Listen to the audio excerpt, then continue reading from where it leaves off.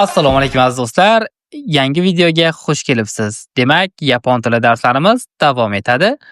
Bugun sizlar bilan yangi so'zlar deb nomlangan darslarimizning 9-darsini boshlaymiz. Qani tayyor bo'lsangiz, biz boshladik. Demak, birinchi so'zimiz bu vakarimas.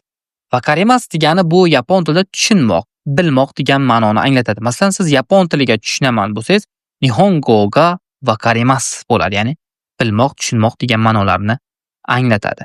Demak, keyingi so'zimiz bu arimas. Arimas bu bor bo'lmoq. Ya'ni bu jonsiz narsaga nisbatan ishlatiladigan bor bo'lmoq so'zini anglatadi. Masalan, ana u yerda 3 ta stul bor. Ana u yerda nimadir bor, jonsiz narsa. Ana shu payti arimas so'zini ishlatsangiz bo'ladi. Demak, keyingi so'zimiz bu kina. Sukina bu sifat hisoblanadi, ya'ni narsani sifatlab keladi. Ya'ni yoqimli, yoqtirgan, suygan degan ma'nolarni anglatadi.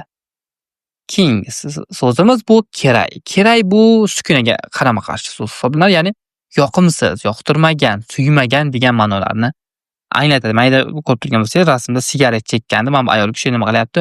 Keray, ya'ni yoqtirmayapti. Demak, keyingi so'zimiz bu jozu. Jozu bu jozuna, ya'ni nasifat hisoblanadi. Bu mohir, usta, uquvli, ya'ni nimagadir sizning o'quvingiz kuchli bo'lsa, nimanidir yaxshi bilsangiz, men aytay shu narsaga juda ham iqtidorim yaxshi deysiz, shu payti jozu degan so'zni ishlatsangiz bo'ladi. Ya'ni bu inson nimaga? Rasm chizishga nima ekan? Jozu ekan. Demak, davom etamiz. Keyingi so'zimiz jozuna teskarisi bu heta. Heta bu no'noq, uquvsiz, uncha bilmas. Rasmda ko'rib turgan bo'lsangiz, hashida foydalanishda nima qilyapti? To'kib olyapti guruchlarni. Ya'ni hashi foydalanishda bu heta ekan, ya'ni no'noq ekan, uquvsiz ekan. Demak, heta degani uquvsiz, no'noq degan ma'nolarda keladi. Demak, davom etamiz. Keyingi so'zimiz bu ryori. Ryori bu ovqat, taom degan ma'nolarni anglatadi. Agar ryoridan keyin shemas, ya'ni qilmoq degan so'zni ishlatsangiz, ryori shemas bo'lsa, bu ovqat qilish, ya'ni taom pishirish degan ma'nolarda ham ishlatilishi mumkin. Demak, keyingi so'zimiz bu nomimono. Nomimono bu ichimlik degani. Umumiy jus bo'ladimi, choy bo'ladimi, kola, sharbat va hokazo. Umumiy ichimliklar bu nomimono deyiladi.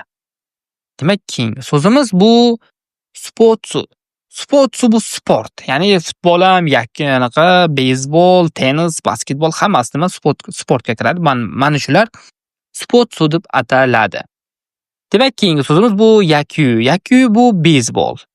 Quyida ko'rib turganingiz bu aynan yakyu deyiladi. Bu yakyu Yaponiyada juda ham mashhur sport turi hisoblanadi. Bizda juda ham unaqa mashhur emas.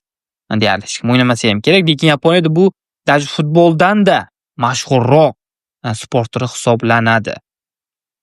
Demak, keyingi so'zimiz bu dansu. Dansu bu raqs degani. Bu yerda ko'p turgan break dance, mana buni hamma raqslar dansuga kirib ketadi. Dansu bu raqs. Demak, keyingi so'zimiz bu ongaku. Ongaku bu musiqa. Aynan telefondan eshitayotgan musiqalar ongaku deyiladi. Keyingi so'zimiz bu uta. Uta bu ashula degani. Bu aynan inson tomonidan hirgoya qilinayotgan ashulalar bu nima uta deb ataladi. Kimda agar utaymas degan fe'l bor, ya'ni qo'shiq kuylamoq. Aynan shu so'zdan olingan.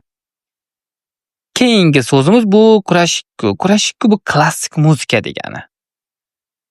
Keyingi so'zimiz bu jazu. Jazu bu jaz muzika degani. Keyingi so'zimiz bu konserto. Konserto bu konsert degani. Aynan o'zimizda mana Xalqlar do'stlik saroyida beriladigan konsertlar hammasi konsertoga kirib ketadi.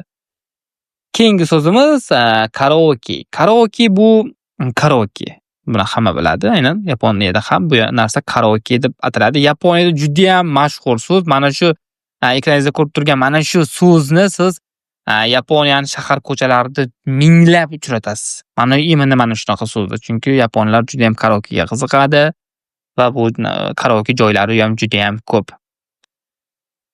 Keyingi so'zimiz bu kabuki. Kabuki mana bu yaponlarda shunaqa narsa bor, mana bunaqa yuzini bir maxluqqa o'xshatib, mana bunaqa ranglarda bo'yab, shunaqa chiqishlar qiladi. Aynan bu kabuki deb ataladi. Keyingi so'zimiz bu bu rasm, ya'ni surat degan ma'noni bildiradi. Ya'ni bitta tovush va bitta kanjidan iborat bu bitta so'zni ma'nosini bildiradi. Rasm, surat farqi yo'q.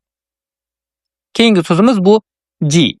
Ji kanjisi mana bunaqada keladi. Bu ji yana boshqa ma'nolarda ham kelishi mumkin. Masalan, soat ma'nolarida ham keladi. Lekin imенно mana bunaqa kanjida kelsa bu harf yoki belgi degan ma'nolarni anglatadi. Mana bu yerda kanji deb yozilgan. Buni ma'nosi birinchisi muzika shini kanjisi, ya'ni qiyin. Ikkinchisi belgi, ya'ni qiyin belgi nima bu? Hieroglif. Ya'ni qarang, ma'nosi shundan kelib chiqqan. Keyingi so'zimiz mana endi keyingi kanji. Kanji bu kanji yoki hieroglif. Yapon tilida kanji deb o'qiladi. Siz ham kanji deb qo'llasangiz bo'ladi yoki umuman o'zi hieroglif deb bizga tarjima qilsangiz ham bo'ladi. Ya'ni kanji bu hieroglif deb ataladi. Keyingi so'zimiz bu hiragana. Hiragana bu hiragana alifbosi, hiragana deb ataladi. Quyidagi alifbo menimcha bu darsni ko'rayotganlarning hammasi bu hiraganani 100% bilsa kerak, chunki 100% bilmasa bu darslargacha kelish qiyin albatta. Keyingi so'zimiz bu katakana. Bu hiragananing egzagi. Yaponiyaning ikkinchi alifbosi bu katakana. Alifbosi aynan yapon tilida katakana deb ataladi. Masalan, katakanada yozing bo'lsa, katakana de kaiti kudasai deb aytsangiz bo'ladi. Keyingi so'zimiz bu romaji. Romaji bu roman alifbosi. Aynan hiragana yoki katakanadan tashqari ba'zi so'zlarni yozishda aynan romaji alifbosidan foydalaniladi. Demak, romaji. Keyingi so'zimiz bu komakai. Komakai bu mayda degani. Ya'ni pulga nisbatan ham mayda pul ishlatsangiz bo'ladi, lekin mayda ishlaydi-yu, juda mayda gap, mayda ish. Mana shu joylarga ham komakai so'zini ishlatsangiz bo'ladi. Demak, davom etamiz. Chiketto. Chiketto bu chipta degani yoki bilet degan ma'nolarni ham bildiradi. Xalqlar do'stligiga kirishda nimaga sizga chiketto kerak bo'ladi. Keyingi so'zimiz bu jikan. Jikan juda ham qadrli so'z, ya'ni vaqt. Umumiy ma'noda vaqt, jikan. Vaqt yo'q bo'lsa jikanga qaraymasan deb aytsangiz bo'ladi. Keyingi so'zimiz bu yoji. Yoji bu ish, yumish degan ma'nolarni bildiradi. Masalan, uyda qanaqadir bir tozalik yumishingiz bor, oddiy bir mashg'ul ishlaringiz bor. Mana shularni yoji deb aytsangiz bo'ladi. Keyingi so'zimiz bu yakusoku. Yakusoku bu va'da degani. Bu yerda yigit qizga va'da berdi, uylanaman senga deb va nihoyat nima qildi? Va'dasida turdi. Nima bo'ldi? Turmush qurdi. Ya'ni yakusoku bu bajarildi, va'da. Keyingi so'zimiz bu yoku. Yoku tez-tez yoki yaxshi yoki ruxsat degan ma'nolarda ishlatiladi. Masalan, yaxshigina masalan mehmonlar kelishyapti. Masalan, yaxshigina nimadir bo'lyapti. Yaxshi tez-tez nimadir bo'lyapti. Yoki deb aytsangiz bo'ladi. Mana shu yokuni ishlatsangiz bo'ladi. Keyingi so'zimiz daitai. Daitai bu deyarli degani. Masalan, 80-90% shunaqa masalan. Deyarli tugadi. Deyarli nima bo'ldi? Deyarli. Mana o'zimizda deyarlini qayerga ishlatsangiz aynan yapon tilida daitai degan so'zni ishlatsangiz bo'ladi. Keyingi so'zimiz bu takusan. Takusan bu ko'p degani. Rasmga e'tibor bergan bo'lsangiz, mana buni hali pechat uradigan hujjati ko'p, buni yuklari ko'p, xullas takusan. Keyingi so'zimiz bu skoshi. Skoshi bu ozgina, biroz, lekin yetarli. Mana sukunay bor, bu oz, biroz, lekin yetmaydi. Bu nima? Skoshi, lekin yetarli. Keyingi so'zimiz bu zenzen. Zenzen degani umuman, hech degani, Zenzin bor, umuman bormayman. Hech qachon bormayman.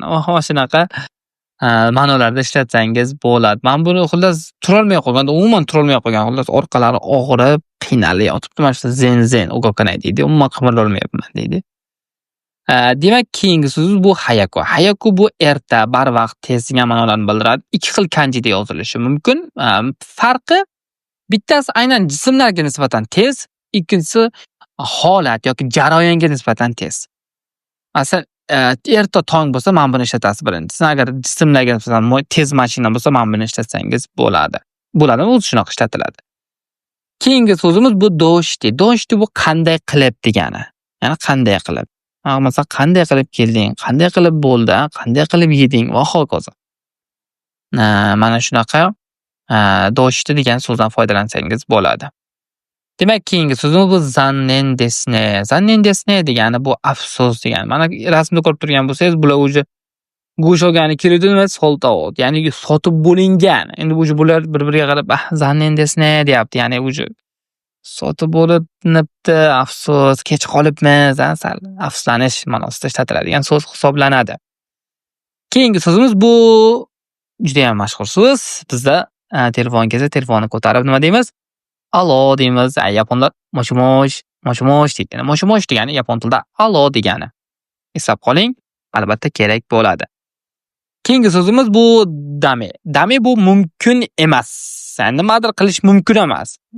Chekish mumkin emas yoki kirish mumkin emas yoki endi u kirish mumkin emas, chekish mumkin emas, alohida o'zining so'zi bor, lekin dame degani ya'ni nimadir qat'iy taqiqlangan xullas. Mumkin emas degan ma'nolarni bildiradi.